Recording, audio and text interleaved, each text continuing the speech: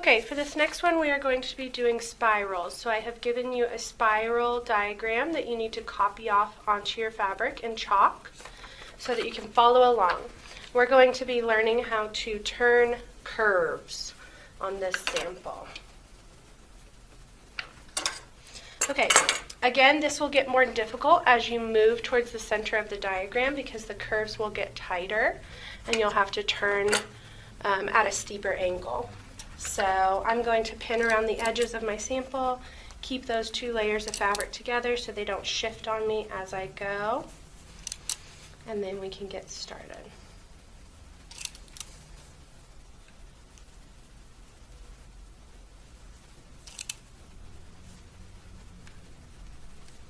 Okay, find the outside of your diagram, and it's best to start there and work your way in because the outside edges will be less advanced than the inside. Okay, so starting on that outside edge, again, this should be one continuous line going through the entire diagram, so I should only see a back stitch at the very beginning and very end.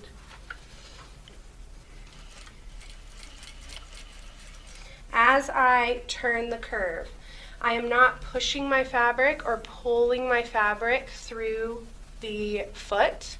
You have the machine to do that for you. It naturally pulls it through on its own.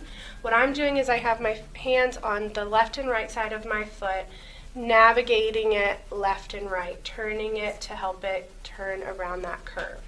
So you'll see me slowly rotate my fabric, again keeping that chalk line in the center of my foot, making sure that it stays in line with the diagram as I work my way around.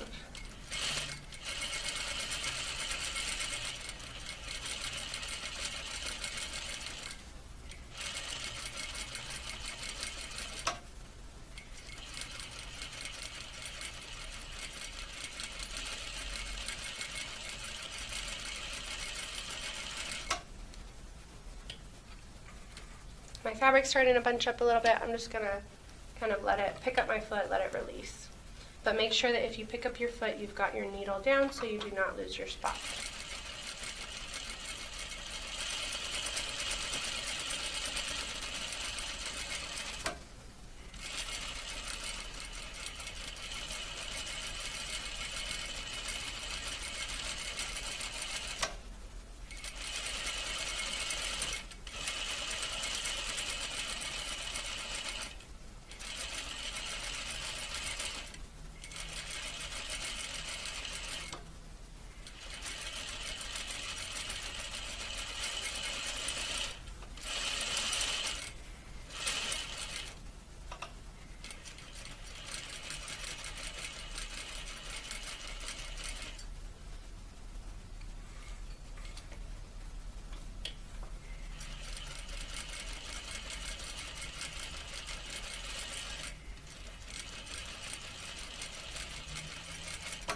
Okay, again, once you get towards the center, you're going to have to rotate at a much steeper angle to keep it in line with that chalk diagram.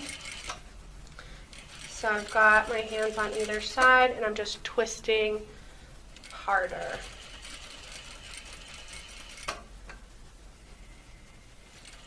And then I'm also controlling my speed so that the machine doesn't get away from me.